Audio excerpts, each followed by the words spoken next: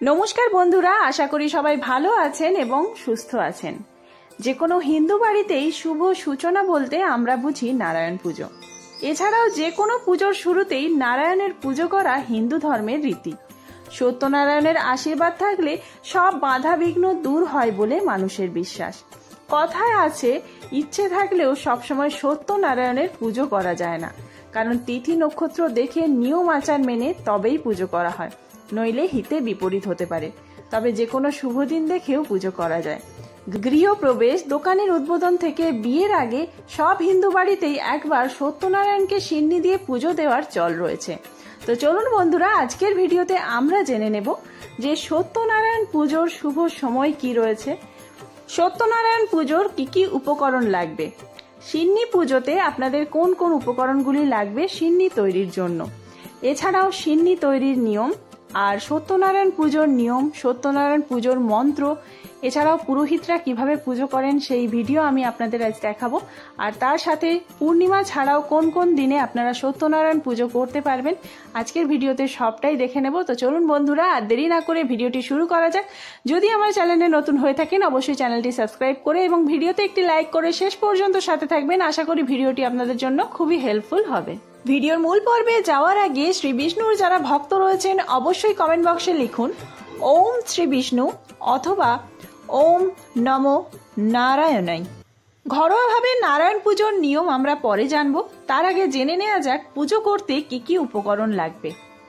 ফুল, বেলপাতা, তুলসী পাতা, দূর্বা ঘাস, ফুলের মালা, 5 রকম ফল, তিল, হরিতকি, মোকামের জন্য সুপারি 5টি, পান পাতা 5টি, 5টি কলা, বাতাসা, 16 আনা 5টি, 5টি পৈতে, ঘট 1টি, পঞ্চগুড়ি, পঞ্চশস্য, পঞ্চরত্ন, পঞ্চপল্লব 1টি, ঘটাচ্ছাদন গামছা, পৈতে, শশীষ ডাব 1টি, সাদা চেলি, বরণ ডালা, সিঁদুর আর চন্দ্রমাল্য।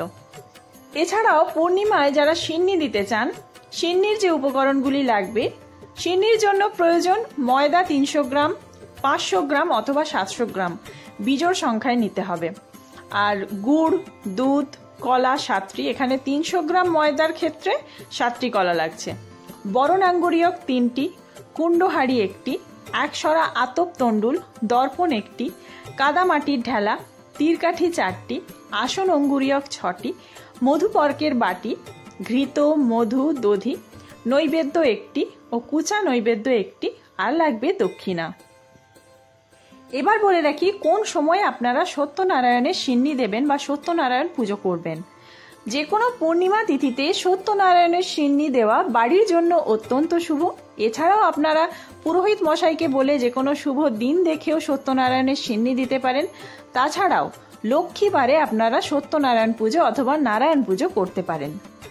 নারায়ণ পুজোর ক্ষেত্রে পরিষ্কার পরিচ্ছন্নতা আপনাদেরকে বজায় রাখতে হবে। প্রথমেই যেই জায়গায় পুজো করবেন সেই জায়গাটি পরিষ্কার করে মুছে নিতে হবে এবং জলচৌকি রাখতে হবে। সেই জলচৌকির ওপর নারায়ণের ফটো মানে যে চিত্র রয়েছে সেই পট বা চিত্র বসাবেন। আর যদি মূর্তি পুজো করেন তাহলে সেই মূর্তি। আর যে জলচৌকির ওপর নারায়ণকে বসাবেন সেই জলচৌকিতে আলপনা দিয়ে নিতে হবে। আর আলপনা দেওয়ার পর আপনাদেরকে একটি হলুদ অথবা সাদা রঙের বস্ত্র পেতে তারপরেই পট বা চিত্র অথবা মূর্তি বসাতে হবে। পুজোর শুরুতেই আমরা জেনে নেব মোকামের জন্য কি কি উপকরণ লাগবে। পুজোতে বসার আগে আমাদের মোকাম তৈরি করে নিতে হবে। লাগবে পান পাতা 5টি, সুপারি 5টি, 5টি কলা, বাতাসা 16 আনা সেটিও 5টি, আর 5টি পৈতে। করে নেওয়ার পর আমাদের সিন্নি মেখে নিতে হবে। সিন্নি মেখে নেওয়ার জন্য অবশ্যই দীক্ষা থাকতে হবে।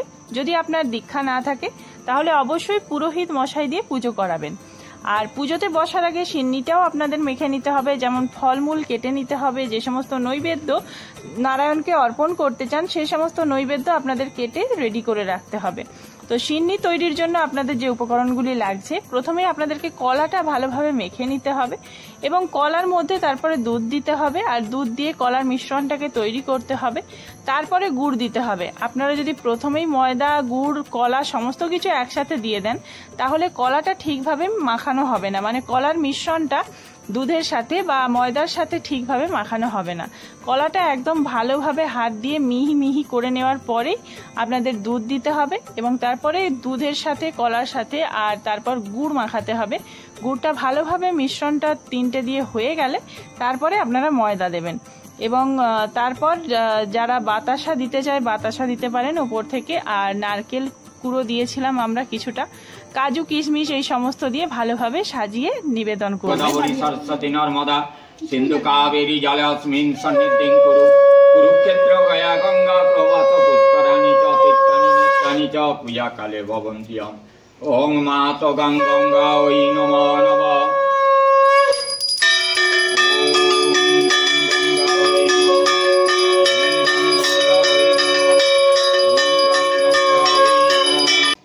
ওং গঙ্গা ওই নমঃ। গঙ্গা ওই নমঃ।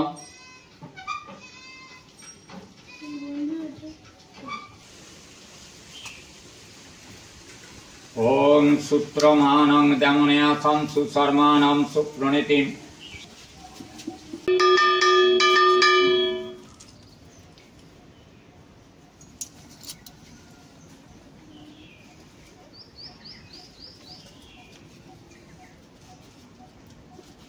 বিষ্ণুরং তৎসৎ। ওম ফাল্গুন মাসে কুম্ভ রাশিস্তে ভাস্করে শুক্লপক্ষে শুভা ত্রয়োদশাং তিথিবারেভ্য কাশ্যপ গোত্রায়া মিঠু দে দাসিস্য সপরিবার সসন্তানাদিবৃন্দ মানসিক মঙ্গল কামনায় রোগ বিনির্মুক্তি কামনায় দীর্ঘায়ু জীবন লাভ কামনায় সংসার আয়ুন্নতি শ্রীবৃদ্ধি লাভ কামনায় নারায়ণ সহিত সত্যনারায়ণ সিন্নি পূজা। ওম গঙ্গা ওই নমঃ নমঃ। ওম বিল্লপত্র দুর্বাক্ষত সমাযুক্ত বৃন্দাবন তুলসী ধামশ্চ বিষ্ণু পূজা কর্মমহং করিষ্যে। ওম কম্বল আসনায় নমঃ। ওং আসন মন্ত্রস্য মেরবিষ্ট ঋষি সুতলাং ছন্দ পূর্ব।